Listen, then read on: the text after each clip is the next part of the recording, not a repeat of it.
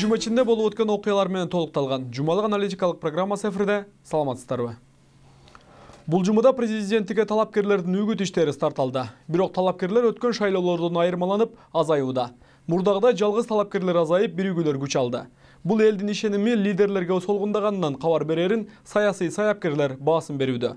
Анткени өткөн президенттик шайлоодо эле бир дагы биригүү орун албай, эң негизги оппоненттер шайлоо аягына чейин турган. Бирок биригүүнүн жакшы жагы ар тараптуу пикирлер бир идеяга чогулуусу жакшы көрүнүш. Бирок өкүнүчтүүсү арты жемиштүү болбой, бат эле тандем кайра чачылып баратканында болууда. Тандемдин арты реформа же күчтүү идея эмес, күнүмдүк кызыкчылыкка айланып бараткандай. Иши президенттик шайлоо тынч өтүп, татыктуусу тандалса болгону. Ал эми ажырашуу жарашуулар жакынкы күндө боло бере турган көрүнүшкө айланчудай. Бир жума ичиндеги окуяларга жума хроникасы токтолуп өтөт.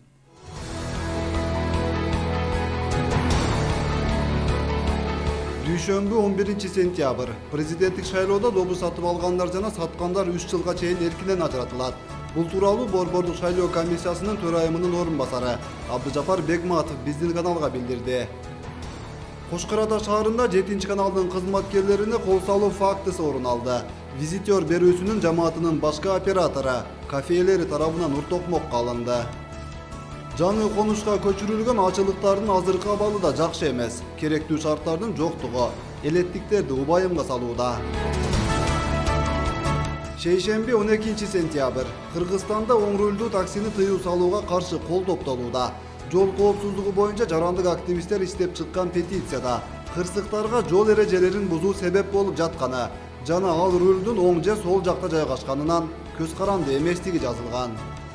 Дарыгерлердин көңүл кош мамилесинен улам небересинен айрылган Мария Токтобуратова Баткен облустук ооруканасынын жетекчилигине жана балдар бөлүмүнүн ак халатчандарына нааразы.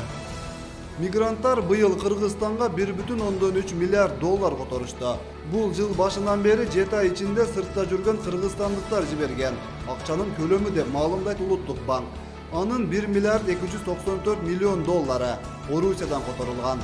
Маалыматка ылайык июль айында 229 миллион доллар Кыргызстанга которулган. Шаршемби 13 сентябрь. 2017 жылдын 8 айында өлкөдө катталган өрт кырсыктарынан 44 киши каза болду. Анын ичинде 2 бала бар. 21 адам ар кандай жаракат алышты. Жалалабад шаардык кеңешинин бүгүнкүгө белгиленген сессиясына республика фракциясынын депутаттары келбей койду. Оштогу тургундарды газ толтуруучу жай кооптондурууда. Анткени унааларды суюк газ менен камсыздаган жайдын жарылып кетүүсүнөн коркушат. Дыйкандар күзгү жыйноо иштерин баштады. Сузак аймагында да пахта, жүгөрү жыйноо аракети кызуу жүрүп жаткан учур. Түшүмдүүлүк өткөн жылдарга салыштырмалуу бир кыйла жогору экени айтылууда. Бейшемби 14 сентябрь. Жалалабад шаарындагы Пионер көчөсүндө бул күнү өрт чыкты. Андан 3 турак үйдүн чатыры толугу менен жараксыз болду. Өрт өчүрүүчүлөр убагында келбегендиктен чыккан өрт коңшу жайгашкан үйлөргө жайылган дешет. Президенттик шайлоого карата даярдыктар кызуу жүрүүдө. Шайлоочулар тарабынан да активдүүлүк байкалууда. Өзүн тизмеден тактап президенттик шайлоого даярдык көргөндөр арбын. Казакстанда кулчулукта жүргөн үй бүлө кайтарылды. Нукат районунун Караташ айылындагы 2 балалуу эне 12 жыл кулчулукта жүргөн. Кошунасы Айгүл аттуу жаран жумуш таап берем деген убада менен алып барып 12 000 сомго сатып жиберген. 7 каналдын түптөлгөнүнө быйыл туура 7 жыл толду. Бул аралыкта көптөгөн ийгиликтерди багындырып, ошол эле учурда кыйынчылыктарды да баштан өткөрдү. Учурда 7 канал өлкөнүн бүт аймагына кеңири жайылып, элдик канал аталып келет. Жума 15 сентябрь. Бишкек шаардык соту Мекенчил партиясынын лидери, Жогорку кеңештин мурдагы депутаты Садыр Жапаровго карата райондук сот чыгарган өкүмдү күчүндө калтырды. Ош Бишкек жолундагы кырсыктан 6 кишинин өмүрү кыйылды. Жол кырсыгы Бишкек-Ош автожолунун 480-чакырымында, Жалалабад облусунун Нокен районунун Достук айыл аймагында 14 сентябрдын түнү болгон. Кээ бир айдоочулар кызматтык унаалардын атайын үн белгиси менен баратканына карабай, жол бошотпойт. Мындай жагдай Жалалабад шаарында өткөрүлгөн Маяк аталышындагы рейдте ачыкталды. Сузак менен Чоңалайда табигый кырсыктан жабыркагандар ипотекалык насыя алышты.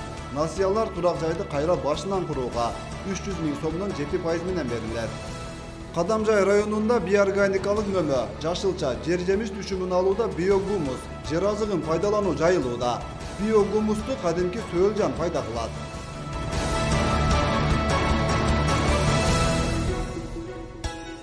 Саясат жагынан ат салдырбай алектенген Кыргызстанда мыйзамдар толук аткарылбай келет. Мыйзам мында турсун, адам сатуу сыяктуу коркунучтуу окуяларда чектелбей калууда. Буга чейин өлкөдөгү аты таанымал инсандар эле кулчулукта адам кармаган деген маалымат Ноокат районунан байкалган эле. Бул окуя аяктай электе 12 000 сомго 12 жыл сатылган эне Казакстанда балдары менен кайтарылган. Ноокат районунан Караташ айылындагы 2 балалуу эне 12 жыл кулчулукта жүргөн. Кошунасы Айгүл аттуу жаран жумуш таап берем деген убада менен алып барып 12 000 сомго сатып жиберген. Кулчулукта жүргөн жаранды кайтарууга кыргыз жарандары жардам көрсөткөн. Алар чек ара аркылуу качып келишкен. Учурда Ноокат районундагы туугандарынын үйүндө жашап жатышат. Кошунасына алданып барып 12 жылдык өмүрүн жана ден соолугунан ажыраган. 2 уулу менен кеткен аялдын чоң уулу 3-класста Казакстанга жол тартса, азыр 21 жашында өз мекенине кайтарылып келген. Бул жылдар аралыгында эч кандай билим да алган эмес. Талаада ар кимдин малын кайтарып гана кадимки 19-кылымдын жашоосундай байманапка кул түшкөндөй күн көрүшкөн.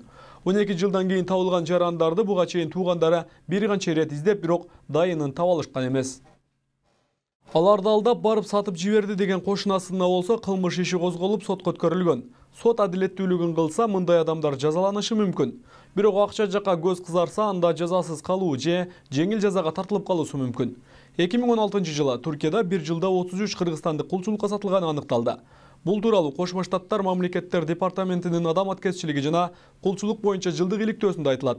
Иликтөөдөгү маалыматтарга караганда былтыр Туркияда 183 чет өлкөлүк жаран кулчулукка сатылганы тастыкталган. Анын 36-сы сириялыктар, 33-ü кыргызстандык, 23-ü грузиялык, 16-сы өзбекстандыктар болуп чыккан. Арасында Борбордук жана Түштүк Азия, Чыгыш Европа, Сирия, Индонезия жана Мароккодон келгендер да бар. Дээрлик көпчүлүгү сексуалдык кулчулукка зордолгон аялдар жана балдар кабылган. Бүгүнкү күндө Туркияда 14 000ге жакын кыргызстандык расмий каттоодо турса, бейрасмий иштеп жүргөн жарандардын так саны белгисиз. Кулчулуктан кутулган жарандар тууралуу кабарчыбыз кеп салат. Орой мамиле басынткан сөздөр өзбекенне булгун кысал Камила Исмаилованы ден соолуктан ажыратты. Учурда өз алдынча бас албай бирөөнүн көмөгүнө муктаж. Буга себеп 12 жыл мурда Казакстанга кошунасы жумуш таап берем деген убада менен алып барып, чек арадан киргенден соң документтерин алып 60 000 теңгеге сатып жиберген. Ошол убактан тарта 2 баласы менен казактардын колунда кулчулукта жүргөн. Келип жүрдү. Билбейтин да. Hiç kırgız meni çürüyen dalda жүрдүк. Hiç alnavda adam жоғыды. Берге қазақ bir келім бар. Сен адам өлтіріп білгесің. Сені туыстар неге демеші малы сен деп айтып жүрді. Мен шүрін қорғам чытап жүрдім. Ақыры Құдай болса мен мұқылар деді. Илеген атағын тоққалып жүрдік. Казактардын ийиштери мал жаныктары карап жүрүшкөн 3-классында кеткен табалды учурда 21 жашта. Талаада ар кимдин малын кайтарып жүргөндүктөн билим алган эмес. Кулчулукта жүрүп кордук көргөндүктөн жакшы сүйлөй албайт. Түрдүү коркутуулардан улам Кыргызстанга качып кетүү кыялы болгону менен ишке ашыра алчу эмес. Анткени документи жок, чек арадан өтүү оор. Апасын менен карындашын таштап кетүүгө батын алчу эмес. Качканга көп аракеттер кылдым, бирок деген жагдай апам январь ондан кішкене ары беріп көптен жүре албадым. Қарындасым кішкентай болды. Бұлар таштап келе албайды. Ооба. Ал енді жалғыз өзім болсам тек кете беретін едімчи. Қашып болса да. Кулчулуктун азабында жүргөн жарандар ушул жылдын жаз айында куткарылган. Аларга Батыр аттуу кыргыз жараны жардам берген. Апасы экөө чек араны кесип өтүүгө аргасыз болгон, анткени алар колдон колго сатылып отуруп документтери жок болгон. Ал эми булар менен бирге кеткен карындашы май айында Жогорку Кеңештин депутатынын жардамы менен алып келинген. Ал учурда Караташ айылындагы мектепте билим алууда. Анан буларды ол апарганда башка зонага сатып берген. Карындашы эки баласы менен дайынсыз кеткеде туугандарындагы сарсанага салчу. Алган эмес, өз алдынча издөөгө алып полициянын иждимения көрсөтүүсүнө кайрылышкан. Бирок дайынын биле алышкан эмес. Дайынсыз кеткен кызынын күйүтөн тартып, апасы дагы каза болуп калган. Кеткенден кийин бир жылдайам уже ответ келбеди бизге, жооп болбоду. Анан биз издей баштадык. Издей бассак палан жерде иштеп атат. Анан ошо жерде иштеп түшсөк анан келебиз деп жооп кайтарды.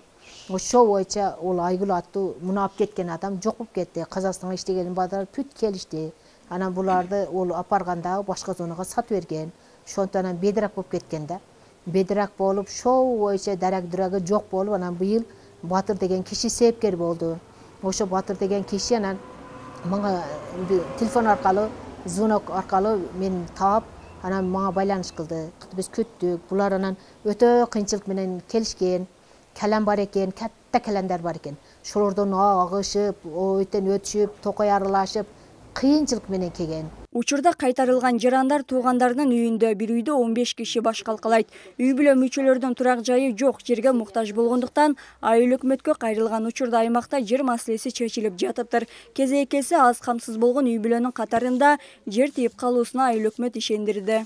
Ооба, бул кулчулукта жүрүп келген исраиловдор апасында инвалид болуп калган, кыйналып келген. Буларга биз биринчи очередте жерди беребиз, жер трансформация болсо да. Айыл өкмөтүнөн азыр жардамдар болуп атат. Балдарына паспортторун алып бердик. 9000 сомдук нактылай акча жардам бердик. Дагы башка жардамдар болсо берип турабыз. Биздин көзөмөлдө булар азыр. Эки балалуу инини 12.000 сомго баалап кеткен жаранга карата адам сатуу беренеси менен кылмыш иши козголгон. Учурда жаран кармалып иши сотко өткөрүлгөн. Бирок соттун чечими чыга элек. Статистикалык маалыматтарга ылайык жылына 5000 адам кулчулукка кабылат. Басымдуусу мигранттар. Кыргызстандан кулчулукка кабылгандар негизинен Казакстан, Туркия, Орусия жана Бириккен Араб өлкөлөрүндө. Кулчулукка байланыштуу Бириккен Улуттар уюму адам сатууга каршы күндү демилгелешкен. Анын алкагында адам сатууга 100 күн акциясы жыл сайын уюшулуп келет. Гүлшейир Талантбек кызы, Нурсултан Абдукерим уулу, 7-канал, Ош шаары, жумалык үчүн. 14 сентябрь күнү Жалал-Абад шаарындагы Пионер көчөсүндө 3 үйдүн чатырлары күйүп кетти. Анда өрт бир үйдөн чыгып, коңшу үйлөргө тутанып кеткен. Өрттүн чыгуу себептери газдан улам чыккандыгы маалымдалууда. Үй ээлери өз учурунда өчүрүп кала албагандыктан өрт башка үйлөргө да өткөн. Жашоочулар болсо бул окуяга коммуналдык тармактар менен өрт өчүрүүчүлөрдүн ыкчам эместигин күнөөлөшөт. Өрт башталган учурда аны өчүрүүгө суу таппай калышкан. Сууну эскертүүсүз өчүргөндүгү менен бирге көгүлтүр оттун өчүп жануусу да жакшы болгон эмес деген айыптоолорун ашкара кылышууда. Ал эми өрт чыгаар замат өчүрүүчүлөр 40 мүнөттөй аралыкта араң жетип келгендигин билдиришкен жабырлануучулар бул тармакка ишеничтери солгундап калган. Ал эми өрт өчүрүүчүлөр болсо айтылган дооматтарды четке сүрүп чыгууда. Чакыруу келер замат 10 мүнөткө жетпей өрт болгон жерде болгонбуз деп ишендиришет. Болгон аз убакыт өрт күйүп жаткан учурда үй ээлерине узак байкалып түшүнбөстүк болууда деп эсептейт. Жалындап күйгөн жалынды 1 саат ичинде өчүрүп, башка үйлөрдү сактап калгандыктарын кабарлашат. Анткени шаар борбору деп эсептелгендиктен бул аймакта жашоочулар бири-бирине жакын үй салып, тыгыз отурташып калышкан. Ошол себептүү өрт чыкса башка үйлөргө да терс зыянын тийгизүү коркунучу күч. Ал ортодо Газпром Кыргызстан ишканасы да билдирүү таратып, окуяга коммуналдык чарбалардын тиешеси жоктугун айтып чыгышты. Көгүлтүр отту өчүрүү баары мерчемделген убакыт менен болгондугун жана бул билдирүүлөр тынымсыз газ пайдалануучуларга эскертилгендигин эске алышууда. Өрттүн чыгуусу газ берүүдөн эмес, аны туура эмес пайдалангандан болуусу ыктымал деп болжоп турушат. Бул окуя боюнча комиссия да түзүлүп, иликтөө иштерин башташкан. Жакакы күндөрдө анын жыйынтыгында айта турган болушту. Иши кылып бири-бирине түрткөн окуя азырынча оң солго чечиле элек. Күйгөн тарапка болсо эч кандай жардам берилбей калуусу да мүмкүн. Анткени турак үйлөр камсыздандырылбаган. Толугураак Өткүрбек Рахманов териштирип көрдү. Ушул жылдын 14 сентябрында күндүзгү саат 2:30 чамасында Жалал-Абад шаарынын Пионер көчөсүндөгү номер 29-үйүндө өрт чыккан. Турак жай ээси жалын табият газын пайдалануучу каражаттан чыкканын билдирет. Өрт өчүрүү кызматын чакырганы менен кызматкерлер өз убагында келген эмес дейт. Çalışımızga пожарники бопты кетип атат дедик, где-то 40 минут, не знаю, вот. Keç geldi. Больше получаса болду да вот күтүп макул алмай калды. Өрттүн чыгышына табият газын берүүдөгү өчүрүүлөрдүн эскертүүсүз жүргүзүлгөнү да негизги себеп катары көрсөтүлөт. Gaz dem öçüretken aytken жок. Gaz öçüret деп aytken жок эч кайерде. Биз укканыбыз жок, же суу да aytken жок. Биз ашыны эшитишimiz керекми ахыр? Кимге кайрылышыбыз керек эndi, кимге? Додымызды барып кимге айтамыз?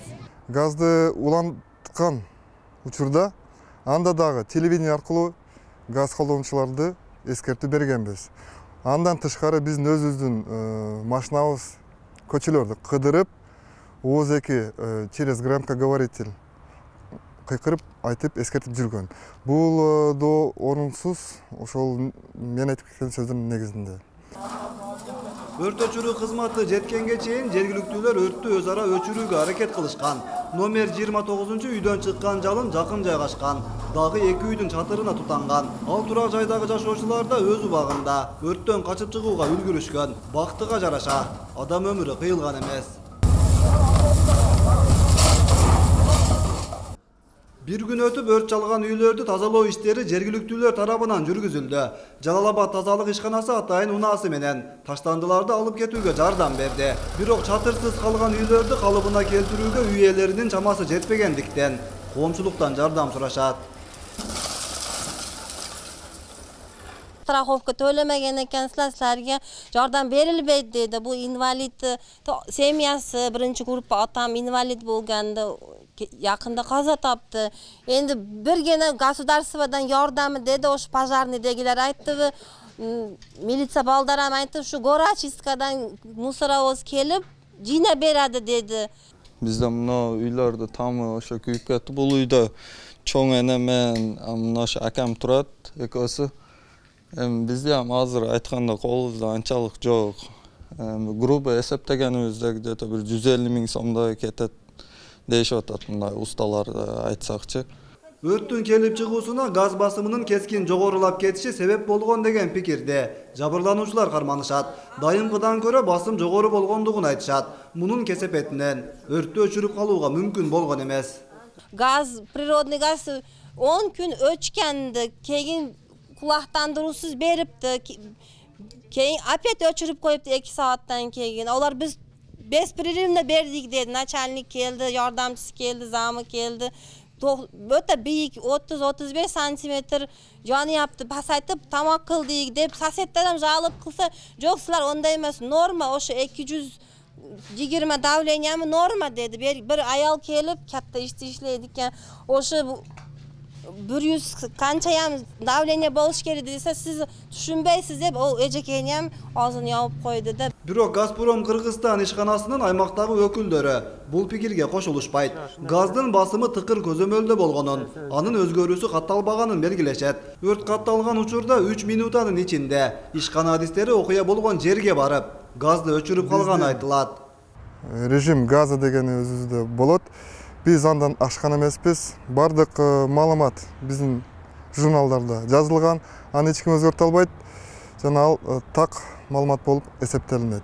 Ошол күнү жана ошол район боюнча айтып кете турган болсом, ал күнү жана ошол район боюнча кескин жаратылыш газдын басымынын өзгөрүүлөрү болгон эмес.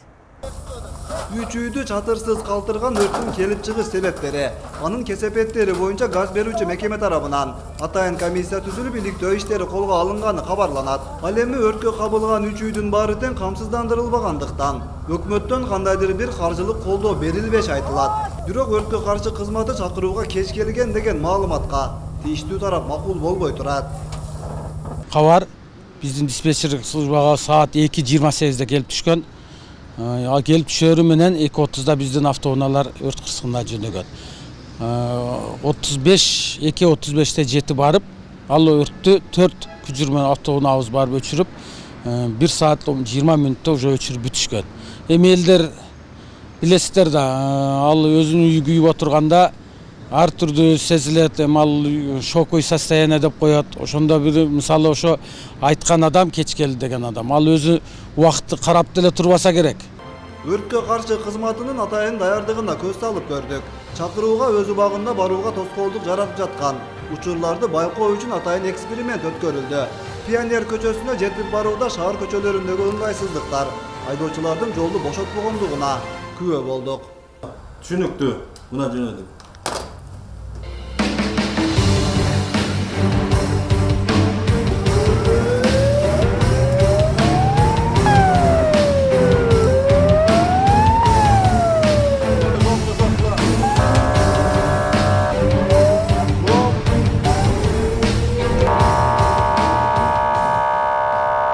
Стоянка айрыкча мына шу стоянкага берилген жайлар мына шу Нагима Айтматова, Чехова көчөсү, ушундайлар жол тургундары көп пайда болот.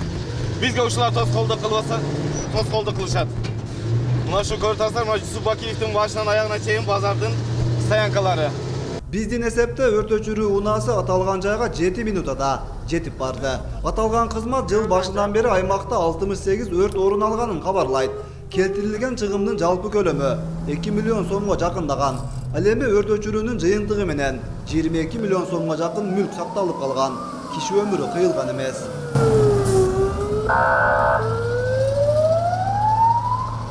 Бул ортодо Жалал-Абад облустук патрулдук милиция бөлүмү Маяк аталышындагы рейдин өткөрдү. Тез жардам унаасы атайын үн белги менен Жалал-Абад шаарынын Борборду көчөсүнө чыкты. Шашылыш бараткан унаа жолдо тоскоолдукка дээрлик учураган жок. Бул унаа техникалык себептерден улам рейд жаңыдан башталган деле токтоого аргасыз болду.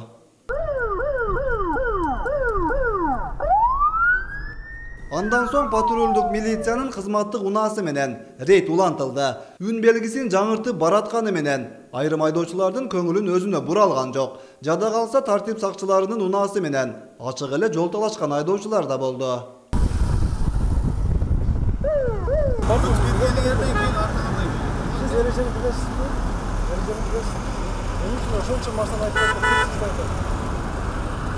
Рейдтин жүрүшүндө эрежеге баш ийбей жол бошотпогон айдоочуларга карата протоколдор түзүлүп жатты.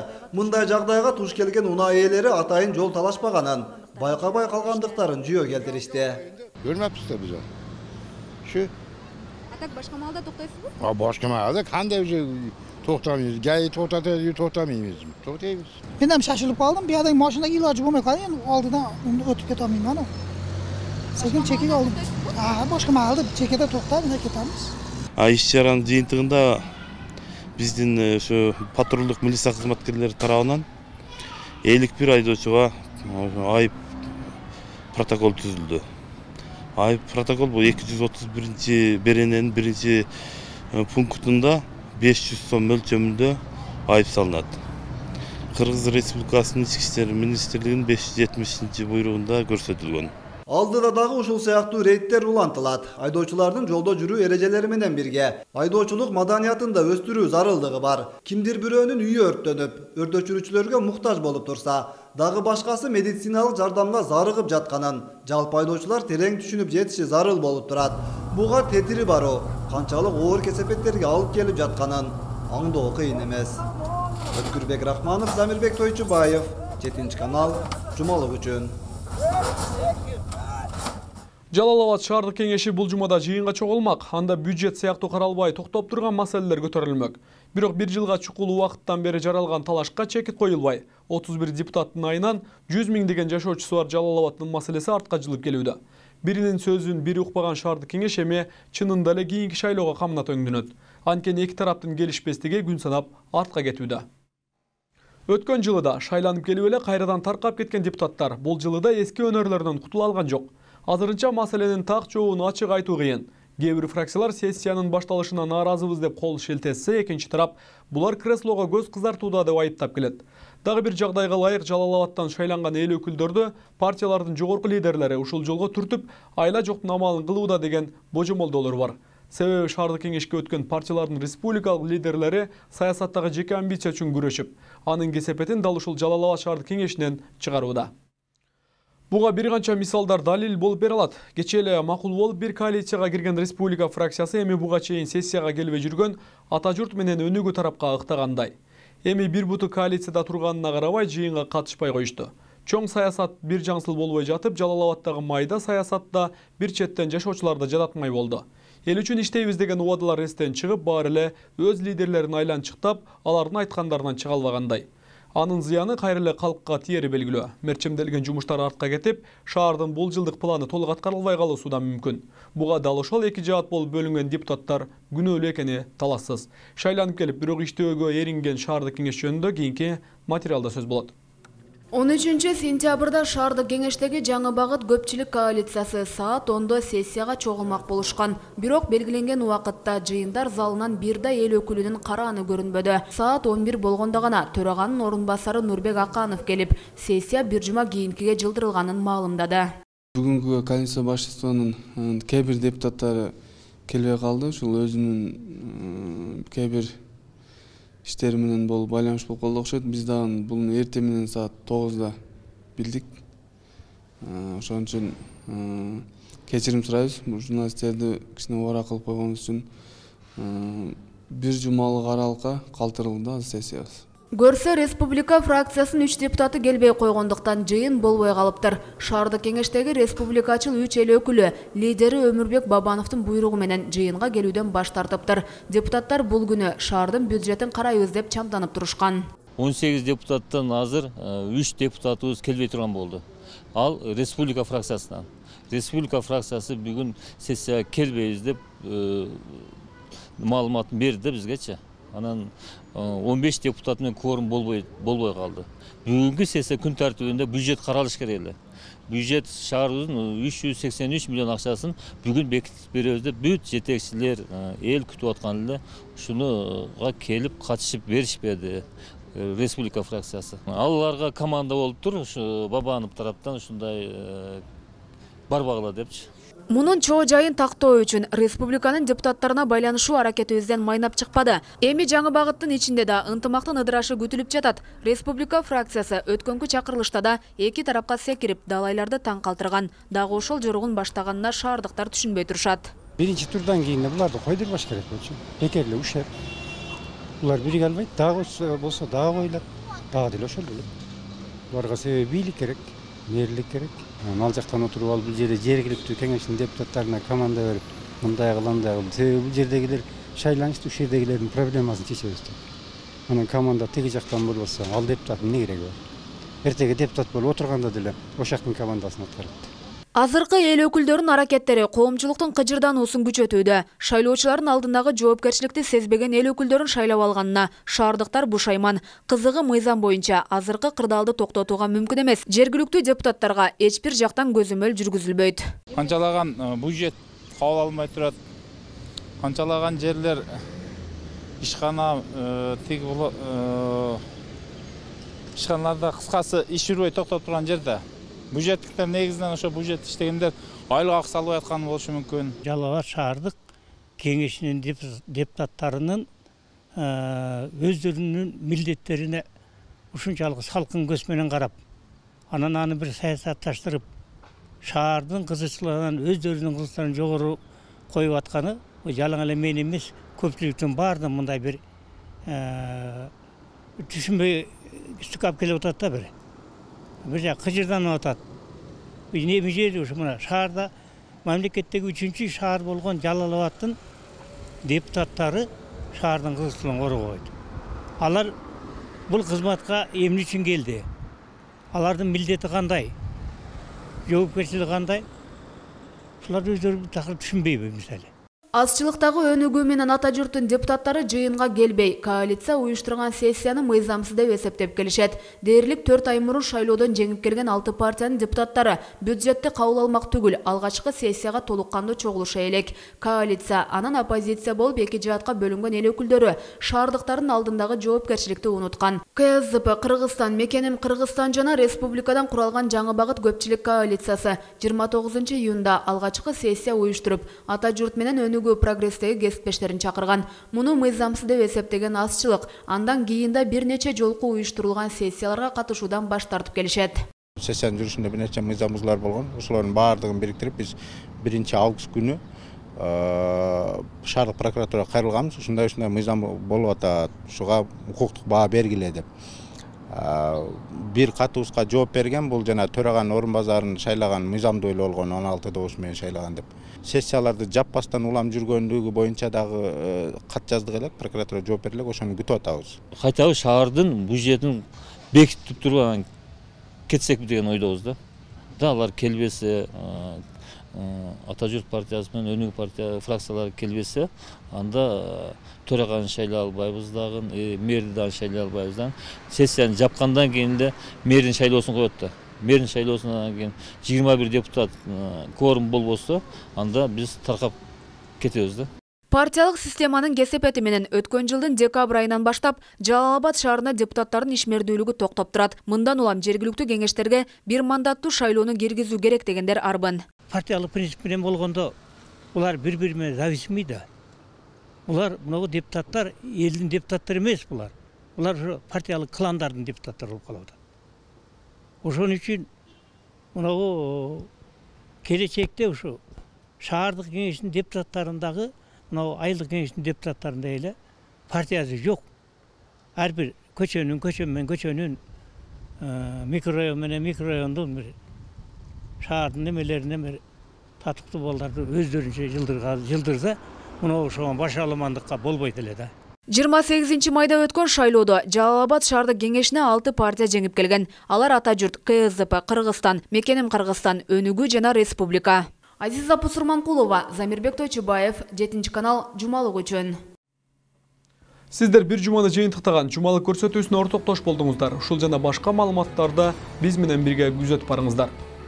Студияда мен Рамис Каимов болдум. Кийинки аптадагы жаңылыктар менен көрүшкөнчө аман туруңуздар.